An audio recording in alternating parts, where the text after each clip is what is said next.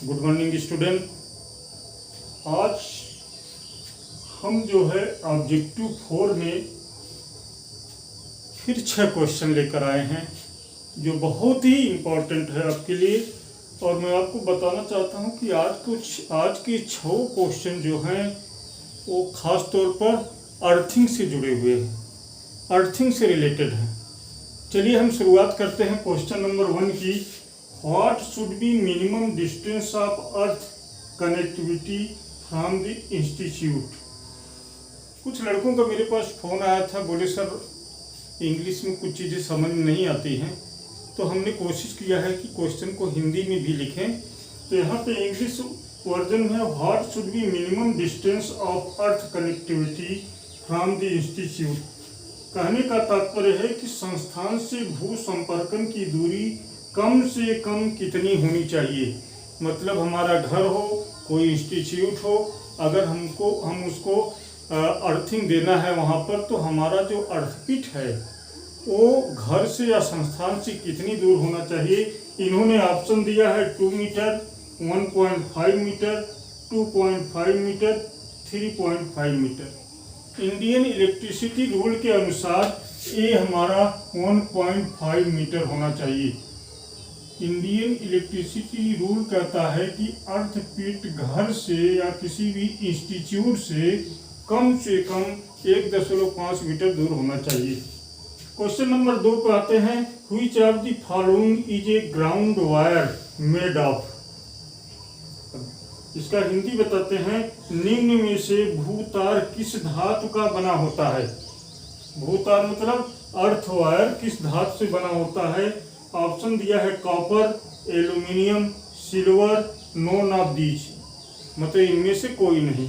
तो भूतार हमेशा कॉपर का ही बना होता है, इसलिए ऑप्शन नंबर ए करेक्ट है। नेक्स्ट आते हैं third question. What should be the depth of the ground electrode. जो अर्थिंग के लिए हम इलेक्ट्रोड को जमीन के अंदर गाड़ते हैं, स्थापित करते हैं, उसका गहराई कितना होना चाहिए। हिंदी में हमने लिखा है भू इलेक्ट्रोड की गहराई कितनी होनी चाहिए। ऑप्शन दिया है 1.5 मीटर, 1.4 मीटर, 1.25 मीटर और 1.20 मीटर। तो भू इलेक्ट्रोड की जो गहराई होती है वो हमारा कम से कम 1.25 मीटर होना चाहिए।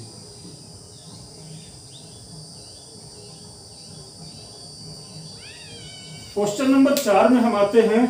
What should be the value of ground resistance in wiring installation.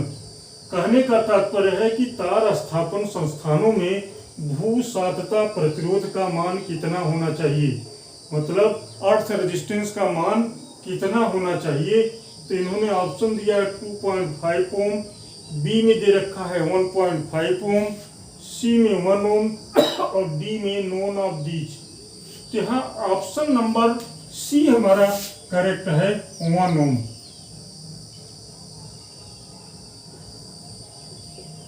Next 5 number question में आते हैं। What should be the value of the earth resistance for large power plant. मतलब बड़े शक्ति संयंत्रों के लिए भू संपर्कन प्रतिरोध का क्या मान होता है। जो बड़े बड़े पावर प्लांट्स हैं वहां पर के लिए ऑप्शन दिया है 1 ओम, 0.5 ओम, 2 ओम एंड 5 ओम। कम से कम वाला आप हमेशा चूज करिएगा। यहाँ पर हमारा भू संपर्कन प्रतिरोध का मान 0.5 ओम होना चाहिए।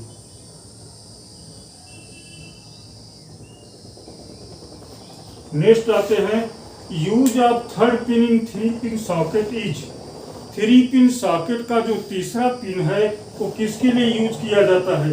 ऑप्शन ए में दिया है अर्थ कनेक्शन, बी में दिया है 3 फेज सप्लाई के लिए, सी में दिया है स्पेयर फेज में रिक्वायर्ड, स्पेयर रखा जाता है कि अगर हमें फेज कोई और जोड़ना हो, और फोर्थ में दिया है प्रिवेंटेशन यानी सुरक्षा के लिए। किसकी सुरक्षा के लिए। सॉकेट की सुरक्षा के लिए। तो सॉकेट का तीसरा पिन हमने आपको पहले भी वायरिंग के रूल में बनाया है, भू संपर्कन के लिए प्रयोग किया जाता है। इसलिए हाँ ऑप्शन नंबर ए सही है, अर्थ कनेक्शन।